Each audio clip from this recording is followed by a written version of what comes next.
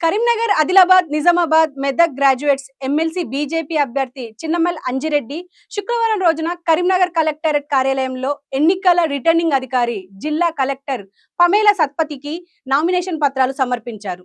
ఈ సందర్భంగా ఎమ్మెల్సీ అభ్యర్థి అంజిరెడ్డి మాట్లాడుతూ ముఖ్యంగా నిరుద్యోగులు, పట్టభద్రులు గత బీఆర్ఎస్, నేటి కాంగ్రెస్ ప్రభుత్వాలు నిర్లక్ష్యానికి, మోసపూరిత వాగ్దానాలకు బలయ్యారన్నారు. ముఖ్యంగా నిరుద్యోగ భృతి, ఉపాధి కల్పన పేరుతో రెండు పార్టీలు నిరుద్యోగ పట్టభద్రులకు తీవ్ర నష్టం చేశాయని తెలిపారు.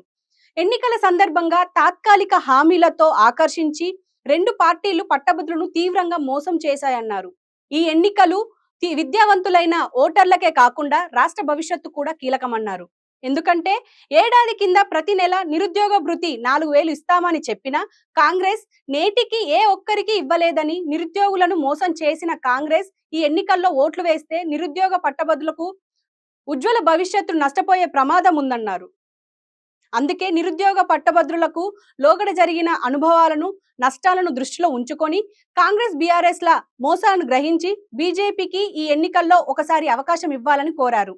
విద్యావంతుల పట్టభద్రుల గొంతుకై వారి సమస్యల పరిష్కారం కోసం కృషి చేస్తానని, బీజేపీ ఎమ్మెల్సీ అభ్యర్థిగా మొదటి ప్రాధాన్యత ఓటుతో తనను గెలిపించాలని అంజిరెడ్డి ఈ సందర్భంగా కోరారు. ఈ కార్యక్రమంలో కామారెడ్డి ఎమ్మెల్యే వెంకటరమణారెడ్డి, మాజీ ఎమ్మెల్సీ రామచందర్రావు, జిల్లా అధ్యక్షులు గంగారెడ్డి అండ్ రాష్ట్ర అధికార ప్రతినిధి సంగప్ప, మాజీ మేయర్ సునీల్ రావు, జిల్లా అధ్యక్షులు బస సత్యనారాయణరావు, రాష్ట్ర జిల్లా నాయకులు తదితరులు పాల్గొన్నారు.